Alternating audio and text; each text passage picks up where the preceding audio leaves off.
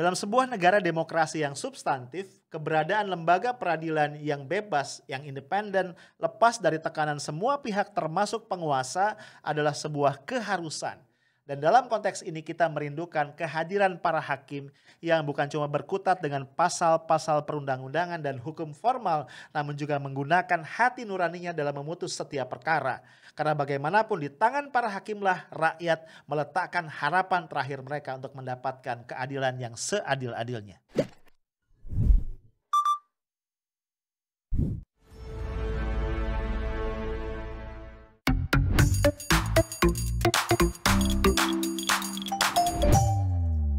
Hai guys, ketemu lagi kita ya. Lu jangan lemes gitu dong. Iya sih udah malam. Tapi gue temenin nih ngobrol-ngobrol sambil rehat ya. Dan sekarang kan tanggal 25 Maret nih. Hari gajian bro, semangat dong. Gue curiga nih ya, lu pasti udah bikin daftar pengeluaran. Ya gak sih? Jangan lupa lu masukin di situ ya. Orang-orang yang lu utang ya, lu ngutang sama mereka dan harus dibayar utangnya. Ya daripada lu dikirimin debt collector ya bro. Oke bro, kita ngobrol-ngobrol tentang pengadilan dan hakim. Ya, beberapa waktu yang lalu gue tuh ngeliat di beberapa grup, gak cuma satu ya, 4 apa 5 gitu ya. Secara gue jadi anggota di 71 grup WA. Gila ya. Di 4 atau 5 grup itu ada satu foto yang cukup menyentuh ya. Ada seorang nenek tua di sidang pengadilan, settingnya sedang pengadilan. Nenek tua itu sampai berlutut di lantai minta sama hakim, lalu hakim-hakimnya di meja hakim gitu ya. Nah, tapi yang lebih menyentuh itu adalah narasinya. Jadi ceritakan si nenek ini didakwa karena mencuri setumpuk singkong ya, sejumlah singkong lah, gua nggak tahu ya berapa banyak. Dan nenek ini melakukan itu karena kelaparan ya. Jadi dia nggak punya bahan makanan untuk dirinya dan keluarganya. Kemudian perusahaan pemilik kebun singkong itu melapor ke polisi sampai nenek ini kemudian diproses pengadilan. Nah diceritakan di situ si hakim ini dengan berat hati menjatuhkan vonis. Dia dinyatakan bersalah dan berdasarkan pasal-pasal yang terkait dia dihukum membayar denda 1 juta rupiah. Kalau nggak bisa dia akan masuk penjara ditahan selama 2,5 tahun. Nah yang menarik ya dalam narasi tadi setelah menjatuhkan vonis itu hakimnya membuka topi. Walaupun gua bingung pas baca. Emang hakim di Indonesia pakai topi? Ya tapi sudahlah ya. Diceritakan hakim yang buka topi meletakkan sejumlah uang di situ dan dia mengatakan di sidang itu. Saya atas nama pengadilan ini menjatuhkan hukuman kepada Anda semua yang hadir di sini karena membiarkan satu orang warga nenek ini di warga kota ini kelaparan. Nah, semuanya didenda 50.000 ya. Akhirnya topi itu diedarkan, semua orang meletakkan uangnya, termasuk manajer dari perusahaan yang tadi melaporkan nenek tua ini ke polisi. Singkat kata, nenek tua ini kemudian mendapatkan uang 3,5 juta. Ya 1 juta tadi buat bayar denda. Kisah ini sangat menyentuh guys. Walaupun kemudian setelah gua coba usut, ternyata ini ceritanya hoax. Fotonya bener ya. Ya tapi foto ini adalah cerita yang lain ya walaupun narasinya mirip ya. Ini nenek Asiani kalau gua nggak salah ya. Yang itu didakwa karena mencuri kayu. Ya jadi ceritanya bukan mencuri singkong tapi mencuri kayu. Dan gak ada tuh cerita bahwa dikasih uang segala macam gak ada. Dan diusut lebih jauh lagi ternyata cerita yang tadi itu hakim yang ngumpulin duit pakai topinya itu diambil dari satu urban legend yang ada di satu kota di Amerika Serikat di masa Great Depression tahun 1930-an. Jadi ketika itu kan orang dilanda kelaparan yang sangat parah, ekonomi memburuk gitu ya. Ada seorang nenek yang didakwa ceritanya begitu karena mencuri roti. Nah kemudian hakimnya ya dengan berat hati menjatuhkan hukuman tapi kemudian membayarkan dendanya. Dan juga mendenda semua orang yang hadir di ruang sidang. Dan ternyata ini pun tidak ditemukan datanya ya. Jadi di balai kota setempat itu nggak pernah ada catatan kasus yang seperti itu. Ya nampaknya memang urban legend. Nah tapi guys terlepas bahwa berita ini bukan cerita benar ya. Bahwa ini adalah rekaan. Menurut gua beredarnya cerita ini itu kan sampai orang semangat banget nge-repost lagi ya. Ini mencerminkan kerinduan masyarakat kita tentang pengadilan yang benar-benar adil. Ya pengadilan yang bisa memberikan satu keputusan bukan cuma berdasarkan pasal-pasal hukum saja ya. Bukan saja sekedar kebenaran formil ya. Tapi juga berdasarkan hati nurani dari sang hakim. Nah kita harus memahami itu yang hilang. Sehingga kemudian masyarakat mengekspresikan kerinduan tadi dengan tadi ya bersemangat menyebarluaskan cerita yang sebenarnya tadi rekaan saja. Nah guys sebenarnya di dunia nyata hakim yang bijak itu ada nggak sih? Gitu. Itu kan pertanyaannya. Ini gue nemuin ada satu tweet ya yang melampirkan satu video. Ini ada hakim di Amerika yang memang kalau gue lihat tuh dahsyat banget, luar biasa. Hakimnya namanya adalah Frank Caprio. Ya, dia menyidangkan seorang yang tua berusia 90 tahun karena melanggar batas kecepatan lalu lintas. Gue terus terang terenyuh banget ya waktu nonton atau menyimak dialog antara hakim itu sama terdakwanya. Hakimnya kelihatan sangat-sangat bijak ya, wajahnya teduh dan ya benar-benar wise gitu ya.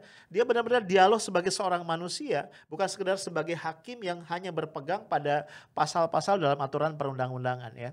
Dalam dialog itu dia mencoba untuk mencari tahu why kenapa si kakek tua ini kemudian melakukan pelanggaran terhadap peraturan atau batas kecepatan lalu lintas.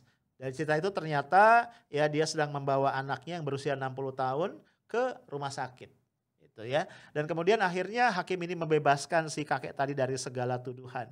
Yang menarik juga ada dialog yang melibatkan putra dari si hakim yang ternyata duduk di bagian belakang, di bangku belakang di ruang sidang itu. Nah guys, tadi gue bilang ya, video ini buat gue sangat-sangat menyentuh dan membuat gue rindu ya. Membuat gue kangen banget, gue pengen banget kita punya sosok hakim yang dipenuhi dengan rasa kemanusiaan seperti sosok hakim Frank Caprio tadi. Ya karena kita tahu ya faktanya persidangan kita banyak dipenuhi dengan nuansa yang sangat tidak adil gitu ya. Dirasakan mengoyak rasa keadilan masyarakat. Padahal sekali lagi ya kita punya kredo yang mengatakan bahwa hakim itu sesungguhnya adalah wakil Tuhan di muka bumi yang tugasnya adalah mendistribusikan keadilan bagi rakyat jelata, bagi masyarakat umum yang sedang mencari keadilan. Nah beberapa kasus guys itu bisa kita angkat ke permukaan ya. Misalnya kita melihat ada kasus Nenek Minah ya. Nenek Minah ini adalah seorang nenek tua yang menggarap tanah milik perkebunan milik orang lain, milik satu perusahaan. Kemudian ketika dia akan memanen hasil tanamannya, kalau gue nggak salah adalah kedelai, dia menemukan 3 buah kakao yang kemudian dia ambil dan dia simpan. Sebenarnya dia tidak punya niat untuk mencuri kakao itu ya. Terbukti dia tidak menyembunyikan kakao tersebut, tapi kemudian dilihat oleh mandor mandor perusahaan, mandor perkebunan, ditegur dan Nenek Minah mengembalikan kakao tadi kepada sang mandor. Tapi ternyata perusahaan tersebut memilih untuk terus memproses ini dengan mengadukannya kepada pihak yang berwajib dan akhirnya Nenek Minah harus bolak-balik mengikuti proses persidangan tanpa didampingi oleh seorang pengacara. Ya. Kalau kita lihat berdasarkan pasal yang disangkakan kepada beliau, Nenek Minah ini sebenarnya terancam dihukum 6 bulan penjara. Tapi kemudian majelis hakim memutuskan Nenek Minah hanya dihukum 1 bulan 15 hari dengan masa percobaan 3 bulan. Dengan hukuman itu Nenek Minah tidak perlu menjalani tahanan sama sekali. Nah guys, gue ngebayangin ya seorang Nenek Minah begitu ya yang di usia rentanya itu masih harus bekerja keras memenuhi nafkah keluarganya itu harus berhadapan dengan hukum kita yang begitu keras dan begitu bengis ya terhadap orang-orang yang tidak berdaya. Ya guys, kalau gue jadi polisinya ya ini imajinasi gue akan marahin tuh yang lapor ya. Ini lu songong amat sih, ya masalah ginian lu laporin. Lu bayangin kalau nenek lu, orang tua lu dalam posisi itu lu mau ngapain gitu, kira-kira begitu. Karena ya sepemahaman gua, polisi itu kan bukan cuma penegak hukum ya. Tapi polisi juga punya peran sebagai pengayom masyarakat. Jadi kan harusnya ketika ada kasus-kasus yang gak masuk akal seperti ini, peran untuk menjembatani, mendorong rekonsiliasi itu harusnya muncul ya. Gak cuma bermain tadi dengan pasal-pasal yang jelas-jelas merupakan benda mati. Nah, kemudian juga bayangan gua harusnya jaksa menolak untuk menuntut kasus ini, ya. Kemudian juga hakim dari awal mestinya menolak ya, pengadilan menolak untuk menyidangkan kasus ini. Karena gua baca ya di beritanya ya, Nenek Minah ini walaupun tidak ditahan ya selama proses persidangan, tapi dia harus mengeluarkan biaya dari uangnya yang kondisi yang miskin banget, dia harus mengeluarkan biaya yang cukup mahal untuk ukuran beliau, bolak-balik ke persidangan dari kampungnya itu ke tempat persidangan yang cukup jauh. Ya menurut gua Tega banget ya. Apalagi kita juga harus melihat dalam perspektif yang lebih luas. Kalau sampai ada orang-orang seperti Nenek Minah ini artinya apa? Negara masih gagal menjalankan peranannya, menjalankan misinya, menjalankan tugas dan kewajibannya untuk melindungi segenap bangsa Indonesia dan seluruh tumpah darah Indonesia. Negara masih gagal dalam memelihara fakir miskin dan anak-anak terlantar. Kemudian juga kita masih mendengar ya, kita mendengar sebelumnya adalah kasus yang menimpa seorang guru honorer yang bernama Baik Nuril. Ya, Baik Nuril ini singkat kata ya, kalau kita flashback ceritanya, dia menerima telepon yang bernada pelecehan seksual dari kepala sekolah di mana dia mengajar. Ya, akhirnya untuk tindakan antisipatif Baik Nuril kemudian merekam telepon itu. Dan kemudian ternyata oleh rekannya sesama pengajar, rekaman tadi disebarkan atau dibagikan kepada orang lain. Sehingga kemudian secara tidak sengaja tersebar luas.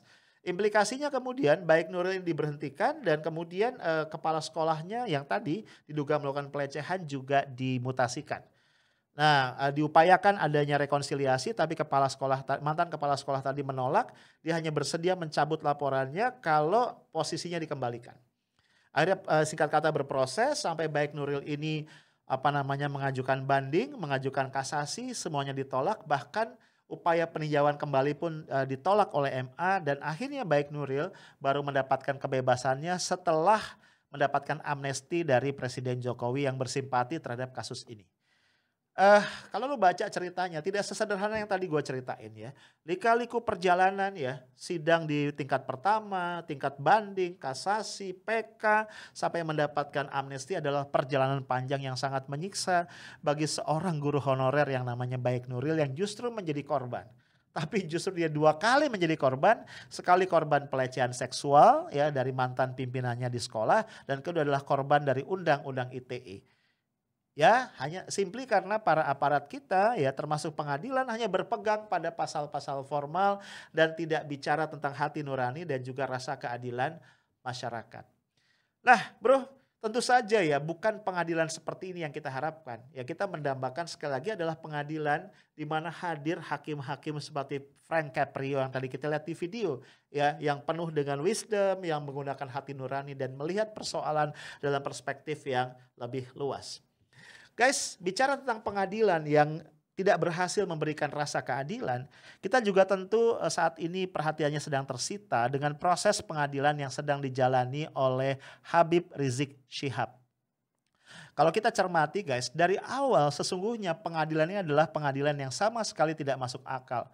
Yang memperkarakan Habib Rizik Syihab hanya karena persoalan pelanggaran protokol kesehatan. Ya, para pakar sependapat ini adalah sebuah pelanggaran dan bukan kejahatan. Ya lu bisa nangkep ya perbedaan nuansanya antara sekedar pelanggaran dengan kejahatan. Nah apalagi kemudian guys, para pakar juga mengatakan sebenarnya kalau tidak ada nuansa politis di dalamnya, ya artinya Habib Rizik Syihab ini tidak dipandang sebagai tokoh oposisi yang memang harus dibungkam. Mestinya tidak ada alasan sama sekali, tidak ada justifikasi untuk melanjutkan perkara Habib Rizik Syihab. Setidaknya guys ada 2 faktor ya yang dilanggar dalam hal ini. Pertama ya ada azas bahwa seseorang tidak bisa diadili 2 kali atau dihukum 2 kali dalam kasus yang sama. Ya kita tahu kalau persoalannya adalah kerumunan di Petamburan dan juga di Megamendung, di Petamburan khususnya guys, Habib Rizik Syihab itu sudah dijatuhi hukuman denda oleh otoritas setempat yaitu Pemprov DKI Jakarta tempat terjadinya kerumunan tersebut. Bahkan diberikan denda yang tertinggi yaitu 50 juta dan sudah dibayar tunai oleh Habib Rizik Syihab. Karena sekali lagi ini adalah pelanggaran protokol kesehatan. Namun yang kita sayangkan adalah karena nampaknya ya ada keinginan kuat dari pihak-pihak tertentu untuk menahan Habib Rizik dan memperkarakan Habib Rizik, mengkriminalkan beliau. Kemudian digunakan pasal 160 dari KUHP. Yaitu apa? Pasal penghasutan kepada orang untuk melawan petugas ya, untuk melawan hukum begitu. Padahal guys, Mahkamah Agung sudah merevisi aturan yang ada dan menegaskan bahwa pasal 160 KUHP ini adalah delik material, bukan delik formal. Jadi kalau tuduhannya adalah menghasut harusnya dibuktikan dulu ada efeknya. Ya, yang terhasut siapa, kemudian dampaknya pelanggaran hukum seperti apa. Dan ini tidak dilakukan atau belum dilakukan setidaknya. Ini pertama ya. Jadi seorang yang sudah dihukum tidak bisa dihukum lagi. Yang kedua guys, para pakar juga menyoroti masalah locus delicti. Artinya bukan kejahatan ya, pelanggaran ini kan dilakukan di daerah Petamburan yang masuk dalam wilayah hukum dari Pengadilan Negeri Jakarta Pusat. Namun ternyata dia disidangkan di Pengadilan Negeri Jakarta Timur. Ya jadi kalau kita bicara pelanggarannya adalah kerumunan di Petamburan, harusnya disidangkan di Pengadilan Negeri Jakarta Pusat. Kalau kita bicara tadi pelanggarannya adalah kerumunan di Megamendung, ya harusnya disidangkan di Pengadilan Negeri Bogor. Nah ini dilakukan di Jakarta Timur. Tentu saja ini juga pelanggaran terhadap ketentuan perundang-undangan yang berlaku. Nah guys, kalau kita flashback lebih jauh lagi, persoalannya bukan cuma di situ. Ya tadi ya, Habib Rizik Syihab dituduh atau disangka melanggar prokes dan dia sudah dihukum berupa hukuman denda. Kemudian juga kita lihat ya implikasi ya dari keinginan untuk memenjarakan Habib Rizik Syihab ini sebenarnya dahsyat luar biasa. Misalnya kita tahu kemudian ada 6 orang laskar FPI yang tewas dalam insiden kilometer 50 tol Jakarta Cikampek. Ya menurut polisi ya peristiwa ini berawal dari penguntitan yang gagal. Ya ada tim dari kepolisian yang menguntit Habib Rizik Syihab. Kenapa? Karena polisi khawatir bahwa beliau mangkir ya dari panggilan menghadap penyidik dalam konteks tadi kerumunan. Gua nggak habis pikir ya bagaimana ceritanya sekedar sebuah kasus pelanggaran prokes kemudian harus berakhir dengan tewasnya 6 orang anak muda yang menurut gua harusnya tidak bersalah ya, bukan orang-orang yang bersalah dalam kasus ini. Dan kita tahu ya sampai hari ini kemudian bergulir masih panjang kasusnya dan belum berakhir walaupun sudah ada rekomendasi dari Komnas HAM yang harus segera ditindaklanjuti. Kemudian juga kita tahu terkait dengan itu ada lagi pembubaran FPI dan juga lu jangan lupa ya ada pembekuan terhadap 92 rekening dari orang-orang yang dianggap terafiliasi dengan FPI. Jadi kasus ini bergulir dengan sangat masif ya guys ya dan akhirnya mau tidak mau orang berkesimpulan ini bukan pengadilan hukum tapi ini adalah pengadilan politis. Nah guys, dalam kondisi seperti inilah akhirnya kita tidak bisa menyalahkan kalau kemudian publik itu semakin putus asa. Ya ketika berhadapan dengan pengadilan, ya ada semacam keraguan apakah keadilan itu masih ada dan apakah kami masih bisa mendapatkan keadilan yang sesungguhnya merupakan hak asasi yang sangat mendasar bagi setiap manusia yang hidup di negara kita. Nah apalagi kemudian kita lihat ya, sudahlah kemudian masuk dalam proses persidangan, begitu sulit bagi seorang Habib Rizik Syihab untuk mendapatkan proses peradilan yang jujur, yang adil dan terbuka. Ya kita tahu memang akhirnya permintaan atau tuntutan dari pihak Habib Rizik agar persidangan dilakukan secara offline itu dikabulkan oleh majelis hakim. Tapi itu pun dilakukan setelah publik ya, masyarakat sipil melakukan tekanan termasuk netizen ya, itu melakukan tekanan yang begitu kuat baik kepada hakim maupun kepada jaksa yang terlibat dalam proses penyidangan kasus ini. Ya, gue sendiri sebenarnya dilema ya dalam menanggapi. Di satu sisi sepemahaman gue harusnya ya hakim itu tidak dipengaruhi oleh publik. Tekanan publik sekuat apapun itu tidak boleh membuat hakim bergeser dari apa yang diyakini sebagai sebuah kebenaran. Harusnya demikian. Tapi di sisi yang lain gue paham kenapa kemudian netizen, kenapa publik melakukan tekanan sedemikian kuat ya again karena memang ada rasa keadilan yang terusik ya sehingga kemudian mereka melakukan itu. Dan lu tahu ya netizen Indonesia itu emang ganas ya. Kalau ada rasa yang terusik, rasa keadilan yang terganggu itu mereka bisa sangat solid ya dalam memberikan tekanan-tekanan yang mereka rasakan perlu. Nah guys, gue cuma bisa berharap ke depan ada perbaikan-perbaikan yang signifikan dalam sistem peradilan kita. Ada perbaikan yang signifikan dalam kualitas dari para hakim kita. Karena bagaimanapun di tangan mereka lah kemudian masyarakat meletakkan harapan terakhirnya untuk mendapatkan keadilan. Apa yang kita bisa harapkan dari hakim, dari pengadilan yang kemudian oleh publik dicurigai bersekongkol dengan kekuasaan. Kalau kita bicara demokrasi, maka sebuah peradilan yang bebas, yang independen, yang tidak bisa dipengaruhi atau ditekan oleh kekuasaan adalah pilar yang tidak bisa ditawar. Tanpa lembaga peradilan yang bebas, kita harus mengatakan sayonara to demokrasi. Itu aja dari gua, stay tough, smart and professional. Assalamualaikum warahmatullahi wabarakatuh.